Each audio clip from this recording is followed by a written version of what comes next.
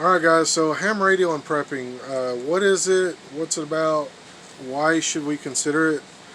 Here's the deal, you guys can get on Amazon and find you a cheap ham radio, decent enough, and you know, when the government falls and all this stuff, then you've got communications. Put it in a Faraday cage, EMPs, whatever, however you guys prep. Everyone preps for different stuff. Sorry, I don't know where my tripod is. I don't know where any of my camera stuff is because it's been a while since I've recorded. So I do apologize for this really shaky and very low quality video. Anyways, so I am still a firm believer that when the government goes down, you're not going to need a ham radio license, because when the government goes down, the FCC is not going to come chase you down and fine you and arrest you for using a ham radio during the apocalypse, because it's the end of the world. That being said, I did get my ham radio license. Now, don't let me. I'm not saying do it. I'm saying it's up to you. But I'm going to tell you why I think you should get your ham radio license if you're a prepper. Because I got my ham radio license last month, and I learned a lot just by studying for my technician's license. And I am a technician. I go next month to advanced to general. But I've learned a lot in just studying for my ham radio license. All kinds of cool stuff, and I've learned a lot more than that by participating in ham radio, like calling, talking to other ham radio operators, all kinds of stuff. Now, there is a lot of stuff that you're going to learn in the books.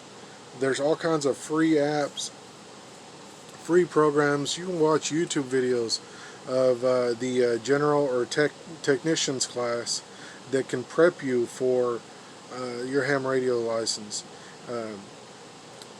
Now, the license is $15, right? As the last time that I was informed, it was $15 to take the test. Now, if you decide, let me rephrase that. The testing day is $15. If you are able to study your technician, general, and your extra class, and you're able to take all three in one day after you've passed each one and then advance to the next one, you've taken 3 tests in one day, and you've advanced 3 levels of amateur radio, all 3 levels, for only $15. The entire testing day is $15. So if you go in and talk to your local ham radio club, whatever, it's only $15. At the time that I made this video was whenever I checked it.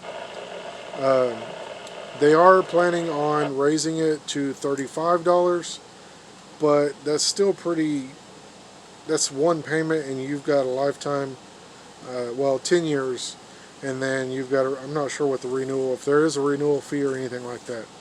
Anyways, I've learned a lot of stuff about ham radio by participating in ham radio.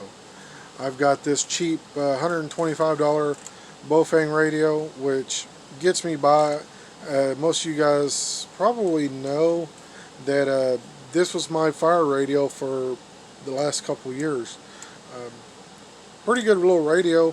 I used it mainly I used it only to listen in on, because I could not get the frequencies that I need to program for my my fire department's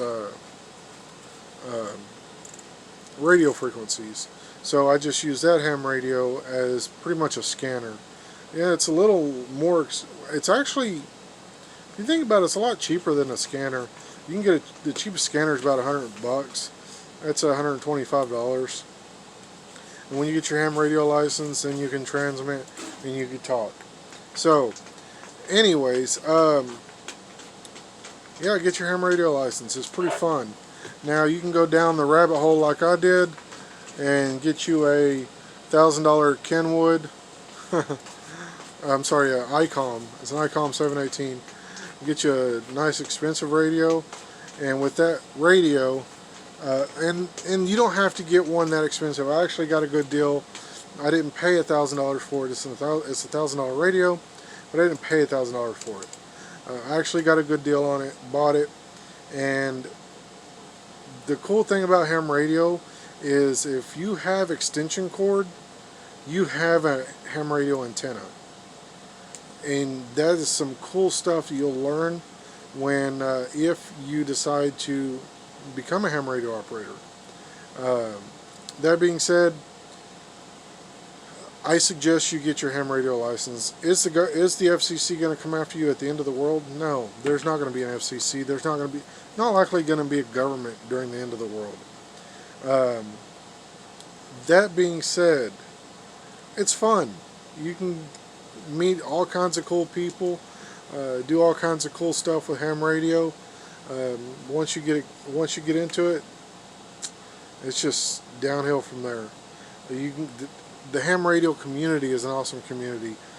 Good people help you out when you need it. For example, I was able to trade a handheld radio that I was probably never going to use for a tower and some really expensive cable. So there's cool people out there. And it's kind of interesting to get interrupted every once in a while when you're making YouTube videos. But awesome community. There's Facebook groups out there. If you're not sure, watch a couple YouTube videos. It's awesome. That's going to do it for this video, guys. Thank y'all for watching. I've got a lot more stuff coming, and we're going to be doing a lot more stuff. And I'm going to incorporate my work into, as much as I really don't like to bring work home, I'm going to incorporate some of my work stuff into my prepping videos, which do go hand in hand. Alright, so get ready for some of those videos. If y'all have any questions, comments, of course, down there, let me know. Yeah, I think that's it. Thanks for watching, guys. Stay safe and keep prepping.